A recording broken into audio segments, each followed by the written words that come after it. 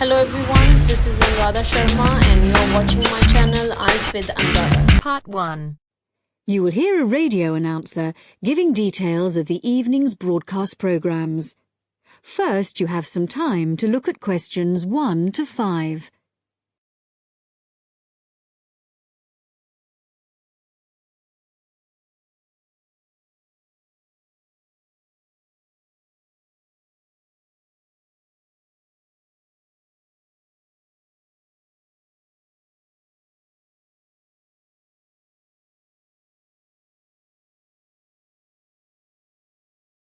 Now listen carefully and answer questions 1 to 5. The time is 6:55 on Thursday, October the 15th. And now here is a brief review of this evening's programmes on Radio 6.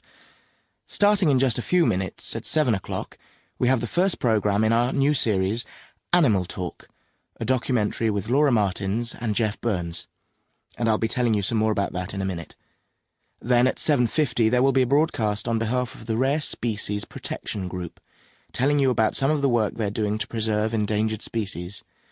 This will be followed at 8 o'clock by today's episode of Park Square, our drama series following the fortunes of a close-knit community in North London, in which Sunita begins to wonder if Carl has been telling her the truth, and Carl gets into trouble when a private email is read by the wrong person. At 8:30 we have our phone-in programme, What's Your View? Today's topic is the impact of the media, and you are invited to call in with your own views and questions on this topic. If you have a question for the panel, the number to call is 0207 815 4222. This will be followed at 9 o'clock by news and weather, and then at the new time of 9:20 we have our Book of the Week, read by Graham Stanish. This week's book is a collection of Rudyard Kipling's Just So stories, which the author wrote for his children at the beginning of the 20th century, and which are now enjoyed by children and adults alike. This evening's story, entitled How the First Letter Was Written, is an imaginary account of the events that led to the invention of writing, involving a young girl called Taffy, and a series of misunderstandings that arise when Taffy sends the first written message in the history of the world. Before you hear the rest of the talk, you have some time to look at questions 6 to 10.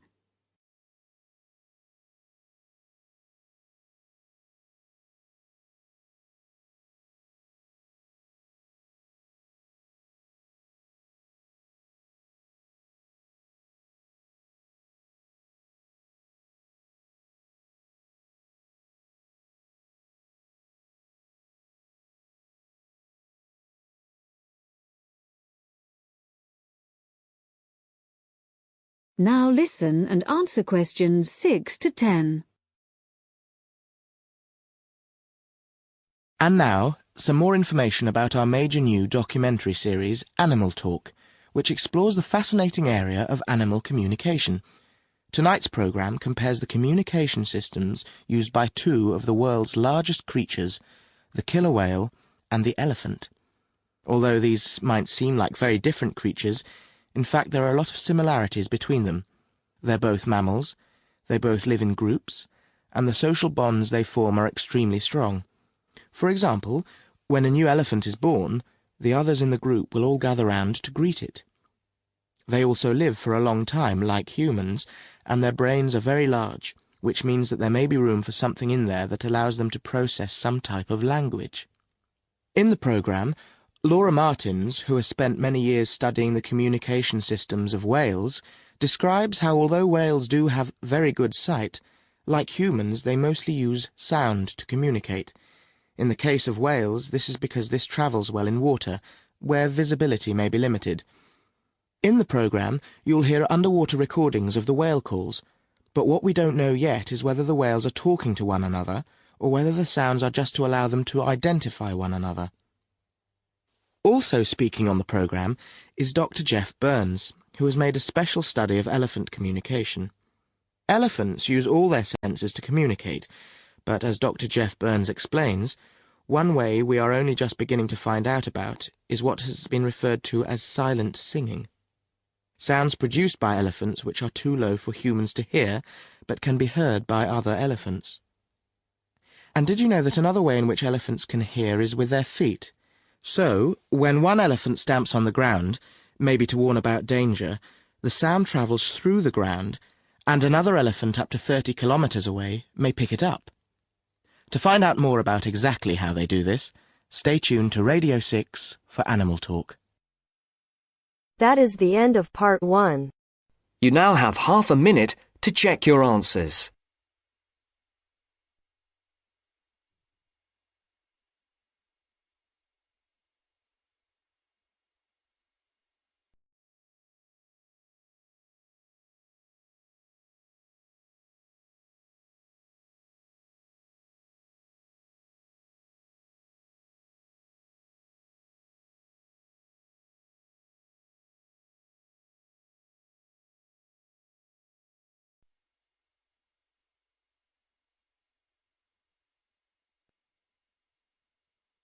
Now turns to part 2. Part 2.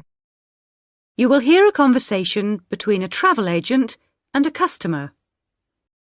First, you have some time to look at questions 11 to 17.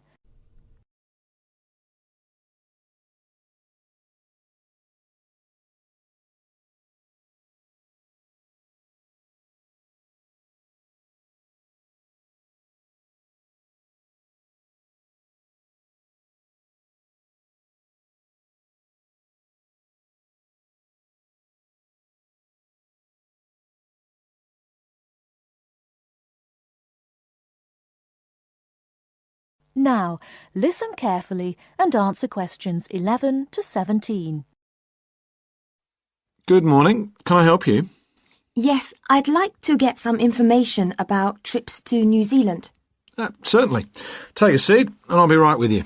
Thanks. Now, where would you like to go in New Zealand? Well, I was hoping to do a bit of travelling around, actually. There are a few things I'd like to see and do before I go back home. Right. One thing I really want to do is go to Christchurch. I have relatives living there that I can stay with, my mother's cousin, and I've heard it's a nice place. Yes, it's a lovely city. And staying with relatives will help with the budget, of course. The budget? It will save you some money. Oh, right. Well, I'm not too worried about that. I've saved quite a bit of money working in Australia. Oh, that's nice. Good for you. Well, you know that New Zealand consists of 2 main islands, the North Island and the South Island, and Christchurch is on the South Island. Is it? I was never very good at geography at school. Do you have a map I could look at? Sure. Here we are. Right, I see. And, well, then I'd also like to spend some time in Auckland, and maybe I could do an English language course there. Can you organise that sort of thing for me? Oh, certainly. We'd be happy to arrange that. But bear in mind that Auckland is in the North Island. OK. And I'd also like to do some skiing or maybe even some snowboarding. I hear New Zealand is a great place for that. Yes, absolutely. But you should go to Auckland first for your studies, and then you can get the ferry across to the South Island and take the bus down to the snow. Oh, I don't like boats very much. I'm not much of a sailor. I think I'd prefer to fly. Right. What about joining a walking tour? That could be really fun. Not sure about walking, but joining a tour might be a good way to travel because then I might make some friends my own age. Now, let's get some details. Can I have your name, please? Yes, it's Su Ming Lee, but you can call me Sue. OK, Sue. And what's your address here in Melbourne? I'm living with my aunt in the suburb of Kew. It's 29 Lock Street. That's L-O-C-H, not L-O-C-K. Do you have a phone number that I can get you on? The best thing would be if I give you my mobile. I always have it on me. It's 0402 558 992. OK. And when do you want to travel? because you'll need to be down south in July or August. Oh, yes, of course. That's winter, isn't it? So I better go to Auckland in May. Yes, let's say departing from Melbourne on the 1st of May, that's a Saturday, and then you could begin your course on Monday the 3rd. That sounds great. And how long would you like to study for? A month, 2, 3? What do you think? Well, I'll probably need more than a month. What about 8 weeks until the end of June? Fine. I'll see what I can do. Oh, and how would you like to pay for this? On my Visa card, if that's possible.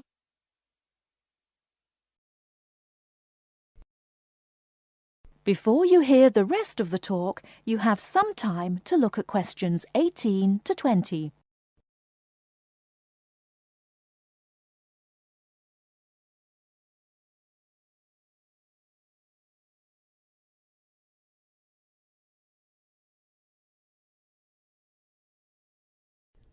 Now listen and answer questions 18 to 20. Hello, Sue. It's Angelo from Cosmos Travel here. I've booked your flight and I've found you an English college called the Harbour Language Centre. Great. Where exactly is that? Well, have you got that little map I gave you yesterday?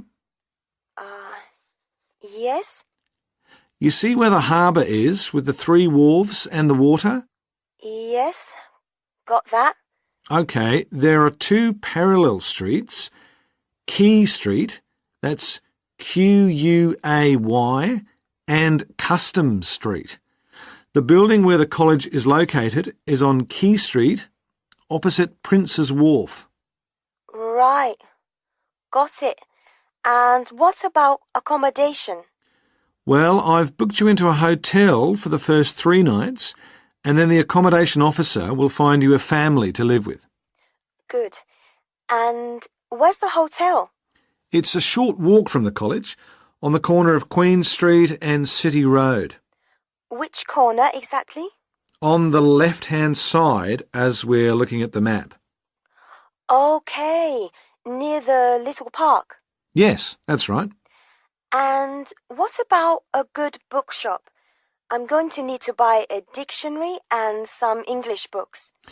Yes, well, I believe there's a really good language bookshop on the corner of Customs Street and Queen Street. It's near the college, so that's pretty convenient. Thank you so much. You've been really helpful. That is the end of part 2. You now have half a minute to check your answers.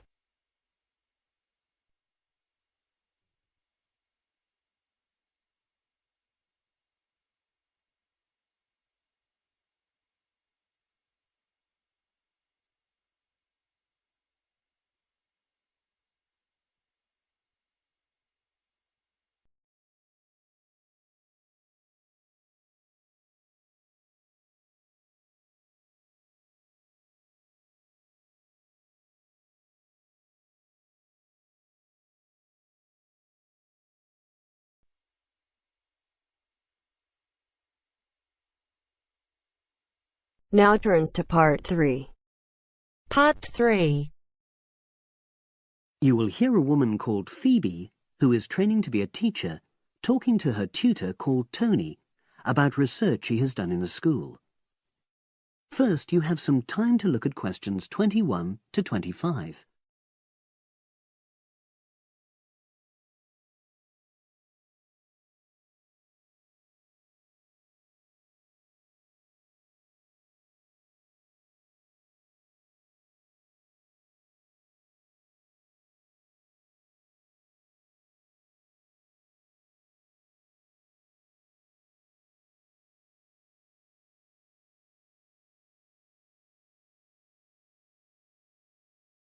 Now listen and answer questions 21 to 25. So, how did you get on with your school-based research, Phoebe? Well, it was exhausting, but really valuable. Good. What was the specific focus you chose? My title is Attitudes Towards Study Among 11 to 12-year-old Pupils. Right, and what made you choose that focus? Well, that's a bit difficult. Lots of my classmates decided on their focus really early on, mainly on the basis of what they thought would help in their future career, in their first year's teaching. So that's what helped you decide? Actually, it was that I came across a book written by experienced teachers on student attitudes, and that motivated me to go for the topic. Okay. So what were your research questions or issues? Well, I wanted to look at the ways students responded to different teachers, particularly focusing on whether very strict teachers made teenagers less motivated. And from your research, did you find that was true? No, not from what I saw, from my 5 days observation, talking to people and so forth. Okay. We'll talk about the actual research methods in a moment, but before that, can you briefly summarise what your most striking findings are? Well, what really amazed me was the significant gender differences. I didn't set out to focus on that, but I found that boys were much more positive about being at school. Girls were more impatient. They talked a lot about wanting to grow up and leave school. Very interesting. Yeah, it is. From doing the research, it was clear to me that you might start out to focus on one thing, but you pick up lots of unexpected insights. Right. Did you get any insights into teaching? Yes, certainly. I was doing a lot of observations of the way kids with very different abilities collaborate on certain tasks. Help each other. And I began to realise that the lessons were developing in really unexpected ways. So what conclusion do you draw from that? Well, I know it's necessary for teachers to prepare lessons carefully, but it's great if they also allow lessons to go their own ways. Good point. Now, I'm really pleased to see you doing this. Analysing and drawing conclusions based on data. But surely this isn't proper data. Because it's derived from such small-scale research. Well, as long as you don't make grand claims for your findings, this data is entirely valid. I like the way you're already stepping back from the experience and thinking about what you've learned about research. Well done. But I know I could have done it better. As you become more experienced, you'll find ways to reduce the risk of difficulties. Okay. Now you have some time to look at questions 26 to 30.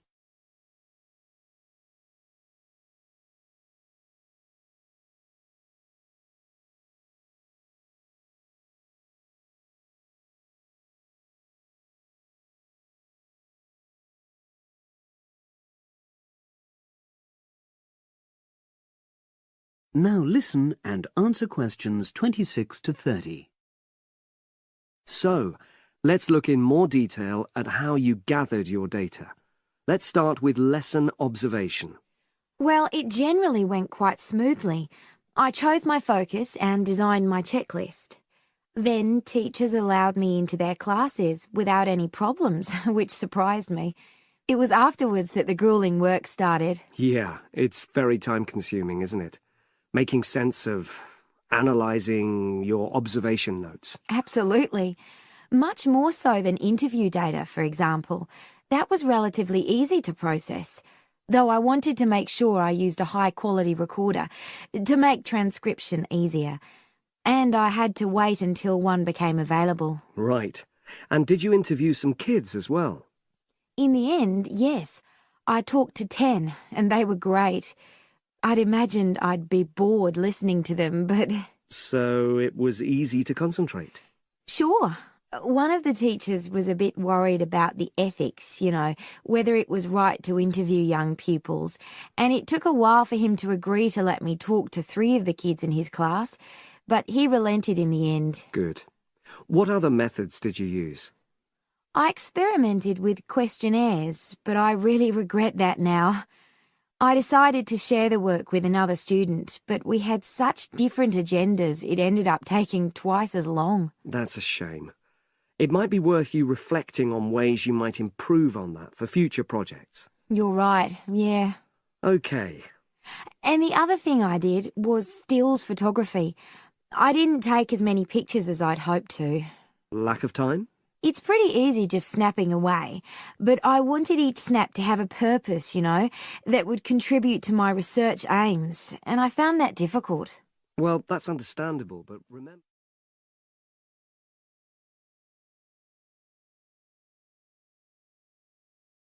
That is the end of part 3. You now have half a minute to check your answers.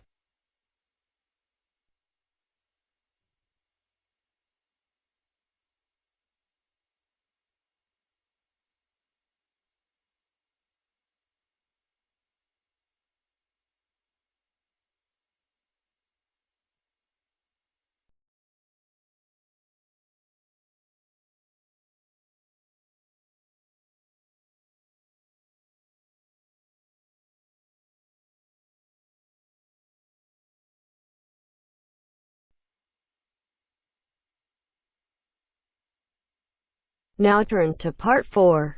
Part 4. Listen to the continuation of the lecture about the human brain. Look at the diagram before you listen. First, you have some time to look at questions 31 to 40.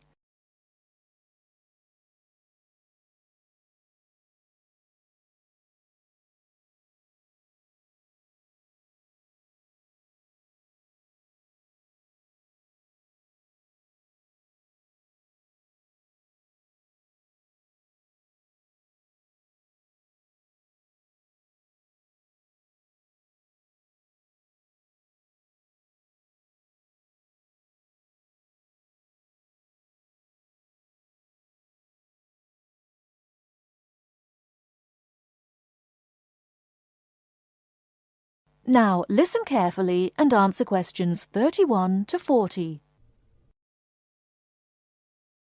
OK, we have looked at the top view of the brain and seen how it is divided into lobes. Now we are going to look at a more complex diagram of the centre of the brain. I will briefly go through some of the important parts that make up the brain and then talk more about what each does. First of all, you can see that by far the largest part of the brain is the cerebrum, and it is made up of the 3 lobes we have already talked about. The lobe below, coloured yellow on the diagram here, is the cerebellum. Right in the centre of the brain here is the thalamus. The hypothalamus is part of it, but it has a slightly different function. Now here, running down from the centre of the brain, is the brain stem. It is made up of the midbrain, the pons, and the medulla oblongata, and is connected to the spinal cord, which you can see here at the bottom of the diagram. Now, finally, this little gland just to the left of the midbrain, it looks like a little tail, is the pituitary gland. OK, let's go back and say something about the function of the various parts of the brain. The cerebrum, the largest part, as we have said, has 2 halves or hemispheres. I will talk more about the difference between the 2 hemispheres later. The cerebrum is the part of the brain that is really our intelligence. It controls voluntary movement, that is, movement that we are in control of, speaking, for example. But it is also responsible for our emotional thinking and memory. The cerebellum is responsible for fine movement and coordination. It helps us with balance, for example, and to understand where we are in relation to space around us. The thalamus, here in the centre, processes what we feel with our body, touch and temperature, for example, and controls how we react to those senses. The hypothalamus has a similar function, but regulates bodily needs, such as hunger and thirst, and tells us when we need sleep. Now, at the top of the brain stem is the midbrain. This is a sort of switchboard, a very complex switchboard. It sends messages, which help the brain communicate with other parts of the nervous system.